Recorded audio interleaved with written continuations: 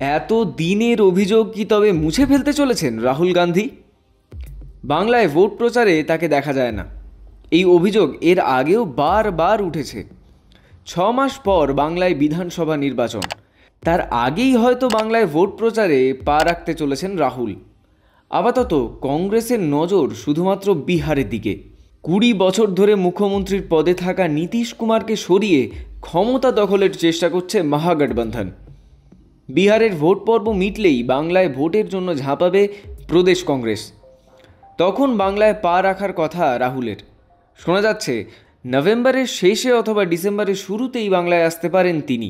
দলকে সামনে থেকে নেতৃত্ব যেমন দেবেন, তেমনি বাংলা ভোটের জন্য নতুন প্রজন্মকে তাতাবেন তিনি। রাহুল গান্ধী যে বাংলায় ভোটের প্রচারে আসতে পারেন, জাতীয় কংগ্রেস নিয়োজিত বাংলার পর্যবেক্ষক গুলাম আহমেদ মীর নিজেই তা জানিয়েছেন। তিনি বলেছেন, বিহারের নির্বাচন শেষ হওয়ার পরই আমাদের কেন্দ্রীয় নেতৃত্ব বাংলায় আসবেন। আমরা চেষ্টা করছি যাতে নতুন বছরের আগেই রাহুল গান্ধী বাংলায় আসেন, তবে তা নির্ভর করছে প্রদেশ কংগ্রেসের কমিটির ওপর।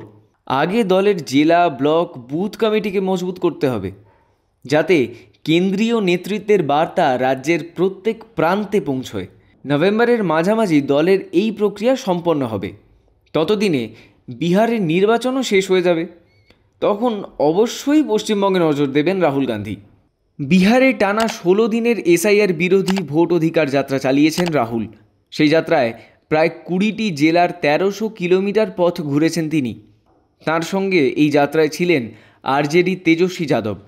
সেই সময়ই তাঁকে সমর্থন জানিয়ে তার সঙ্গে যোগ দিয়েছিলেন কর্ণাটকের মুখ্যমন্ত্রী সিদ্ধারামাইয়া, তামিলনাড়ুর মুখ্যমন্ত্রী এম.কে. স্ট্যালিন। সঙ্গে ছিলেন সিপিআইএমএল নেতা দীপঙ্কর ভট্টাচার্য। প্রচুর সাধারণ মানুষও যোগ দিয়েছিলেন এই যাত্রায়। রাহুলকে ঘিরে তখন থেকেই সহানুভূতির হাওয়া তৈরি হয়েছে বিহারে।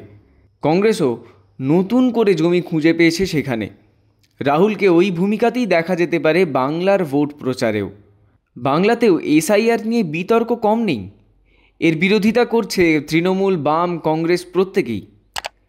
3 রাজনৈতিক দলের স্পষ্ট বক্তব্য, এসআইআর করতে গিয়ে ন্যায্য ভোটারের নাম বাদ পড়লে চলবে না। রাহুল বাংলাতেও বিহারের মতো ভোট অধিকার যাত্রা যদি করেন, তাহলে কংগ্রেসের জমি আরও শক্ত হতে পারে। বাংলার ভোটের আগে 6 মাস হাতে সময় পাবে দলগুলো। এখনও নিশ্চিত নয় যে 26-এর নির্বাচনে বামেদের জোট হবে নাকি একাই লড়াই করবে প্রদেশ কংগ্রেস।